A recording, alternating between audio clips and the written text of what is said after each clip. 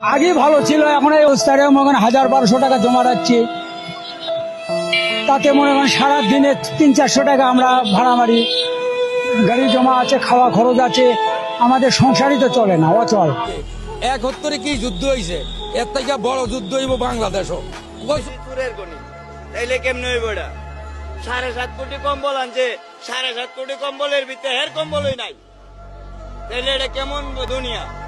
সাবেক প্রধানমন্ত্রী শেখ হাসিনা আবারও যদি দেশে ফিরে আসে তাহলে আমরা শান্তিতে থাকব।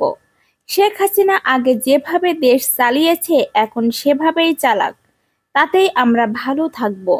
উপদেষ্টা ডক্টর ইউনূসকে আমরা চাই না, এমনভাবে নিজেদের দুঃখ প্রকাশ করলেন দেশের নিম্ন আয়ের মানুষগুলো। অন্তর্বর্তীকালীন সরকার দেশের দায়িত্ব নেওয়ার পরে আমাদের জীবনমানের কোনো উন্নয়ন ঘটেনি, বরং এর চেয়ে আগের সরকার দেশের অনেক বেশি উন্নতি করে গেছে। দেশের সমন্বয়করা দেশের জন্য কাজ করতে চাইলেও তাদের নানান কর্মকাণ্ডের বিতর্কিত কারণে কিছু করতে পারেনি। দেশের খেটে খাওয়া মানুষগুলো আগের চেয়ে আরো বেশি কষ্টে দিন পার করছে। এদের মতো অনেকেরই দাবি করেছেন গরিবদের জন্য আগের সরকারই ভালো ছিল, বর্তমান সরকারের আমলে আমাদের ইনকাম কমে গেছে, না খেয়ে মরার মতো অবস্থা।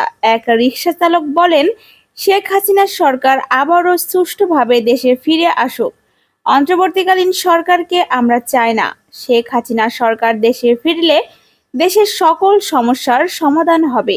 আমি চাই আমাদের প্রধানমন্ত্রী দেশে ফিরবে, আমি ওই অপেক্ষায় আছি। আমি আমাদের প্রধানমন্ত্রীকে মাননীয় প্রধানমন্ত্রী এখনো বাংলাদেশের প্রধানমন্ত্রী, মাননীয় প্রধানমন্ত্রী যেখানেই থাকেন না কেন, মাননীয় প্রধানমন্ত্রী বাংলাদেশের প্রধানমন্ত্রী।